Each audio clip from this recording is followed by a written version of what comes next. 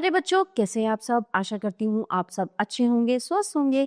स्वागत है आपका इस कक्षा में। आइए आज हम पढ़ते हैं हिंदी व्याकरण का पाठ 4 संधि। संधि शब्द का अर्थ है मेल। भाषा को एक प्रवाह में बोला जाता है जिसकी गति निश्चित रहती है। भाषा का प्रयोग यदि रुक रुक कर किया जाए तो उसकी सुंदरता तथा गंभीरता नष्ट हो जाती है और समझने में भी कठिनाई होती है। कभी कभी ऐसा भी होता है कि दो अलग अलग शब्द जब एक साथ बोले जाते हैं तो एक ध्वनि दूसरी ध्वनि में समा जाती है और नई ध्वनि जन्म ले लेती है।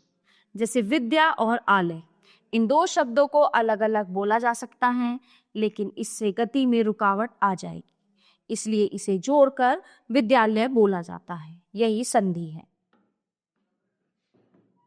भाषा व्यवहार में जब दो पद या शब्द आपस में मिलते हैं तो प्रथम पद की अंतिम ध्वनि और द्वितीय पद की पहली ध्वनि के मेल से जो परिवर्तन होता है उसे संधि कहते हैं। संधि विच्छेद, संधि का अर्थ है मिलना, जोड़ना, मतलब ठीक है, प्लस होना, और विच्छेद का अर्थ होता है उस शब्द को अलग अलग कर देना। ठीक है, दो वर्णों के मेल से बने नए शब्द को पहली वाली स्थिति में लाना संधि विच्छेद कहलाता है। जैसे गिरीश, गिरी जमा ईश, सूर्योदय, सूर्य जमा उदय, विद्यालय, विद्या जमा आलय। संधि के भेद, स्वर संधि, व्यंजन संधि और विसर्ग संधि। पहले हम बात करते हैं स्वर संधि। स्वर संधि यानी स्वरों का मेल। दो स्वरों के मेल से होने वाले परिवर्तन को स्वर संधि कहते हैं। जैसे महा जमा आत्मा, महात्मा, तो यहाँ पे महा का आ गया, यहाँ पे आत्मा का आ गया, दोनों मिला के आ हो गया। सुउक्ति, सुक्ति। पहले उदाहरण में महा के आ तथा आत्मा के आ का मेल हुआ जिससे महात्मा शब्द बना, तथा दूसरे उदाहरण में सु के उ तथा उक्ति के उ का मेल हुआ जिससे सुक्ति शब्द बना। दोनों छोटे उ मिला के बड़ा उ बन जाता है। स्वर संधि, स्वर संधि के 5 भेद होते हैं। सबसे पहला है दीर्घ संधि। जब ह्रस्व या दीर्घ स्वर के बाद ह्रस्व या दीर्घ स्वर आए तो दोनों के मेल से दीर्घ स्वर पूछ आता है, इसे दीर्घ संधि कहते हैं। अ आ, ओ आ, ठीक है, आ ओ आ, जैसे समय अभाव, समय अभाव, श्रद्धा अंजलि, श्रद्धांजलि, गोल आकार, गोलाकार, वार्ता आलाप, वार्तालाप। ऐसे ई, छोटी ई, बड़ी ई, छोटी ई, छोटी बड़ी ई, दोनों ई मिला के उ। रवि जमा इंद्र, रविंद्र, रजनी जमा इंदु, रजनींदु, कवि जमा ईश्वर, कवीश्वर, नदी जमा ईश, नदीश। ठीक है, ऐसे ही उ, छोटा उ, बड़ा उ, और दोनों मिला के भी उ। भानु उदय, भानुदय, वधु उत्सव, वधु उत्सव, सिंधु उर्मी, सिंधु उर्मी, भू ऊर्जा, भू ऊर्जा। ठीक है, अगला है गुण संधि। गुण संधि का अर्थ होता है स्वरों के गुण में परिवर्तन हो जाना। अ आ का मेल ई से होने पर ए, उ से होने पर ओ तथा रे ऋषि से होने पर अर हो जाता है, इसे गुण संधि कहते हैं। जैसे ओ ई ए, स्व इच्छा, स्वेच्छा, परम ईश्वर, परमेश्वर, अ ई यथा ईष्ट, यथेष्ट, महा ईश्वर, महेश्वर, हित उपदेश, हितोपदेश, वीर उचित, वीरोचित। ठीक है, ऐसे ही आ उ ओ, आ बड़ा उ ओ, समुद्र उर्मी, समुद्रोर्मी, महा उत्तर, महोत्तर, महा ऊर्जा, महोर्जा। अर, सप्त ऋषि, ठीक है, आर है, और ऐसे ऋषि अर, महर्षि। वृद्धि संधि, जब पहले शब्द के अंत में अ या आ हो तथा दूसरे शब्द के आरंभ में ए आई ओ औ आए तब दोनों मिलकर ऐ और औ हो जाते हैं, इसे वृद्धि संधि कहते हैं। जैसे अ ए, लोक एशना, लोकेशन, सदा एव, सदैव, मत ऐक्य, मतैक्य, महा ऐश्वर्य, महेश्वर्य, अ ओ औ, परम ओज, परमोज, महा ओज, महोज, एके, तथैव, धनेश्वर्य, विद्येश्वर्य, परमोजस्वी, जलौषधि। ऐसे ही यहाँ पे ये है यण संधि। यदि पहले शब्द के अंत में ई उ या रे से ऋषि हो और दूसरे शब्द के आरंभ में कोई अन्य स्वर हो तो दोनों के मेल से क्रमशः य व तथा र हो जाता है। इसे यण संधि कहते हैं। जैसे ई अन्य स्वर ये अति अधिक अत्यधिक, नदी अर्पण नद्यार्पण, नदी आगमन नद्यागमन, अति आवश्यक अत्यावश्यक, अत्यंत अध्येता। अन्य स्वर व अन्वय अन्वित, सुइच्छा स्वेच्छा, सुआगत स्वागत। अन्य स्वर र मात्र आनंद मात्रानंद, पित्राज्ञा पित्राज्ञा।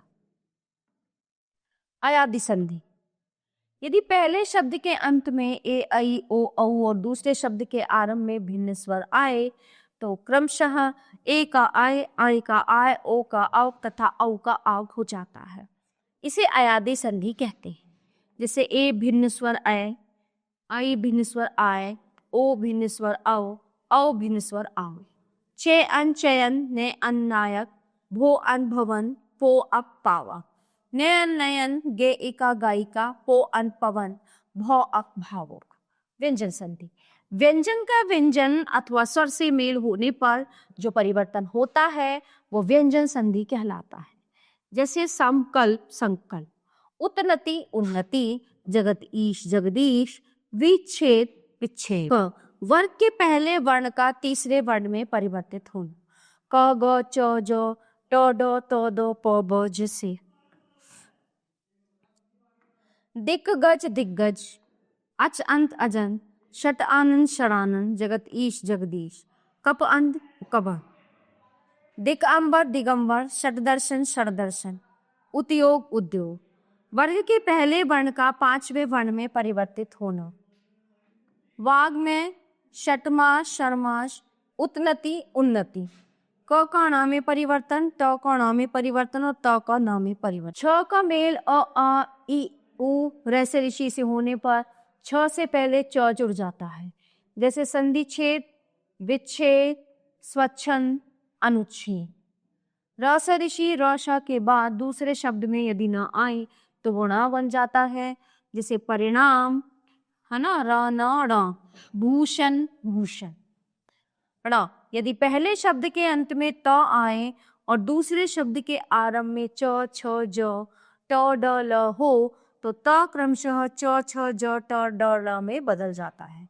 परंतु त के बाद यदि श हो तो त च में तथा श छ में बदल जाता है।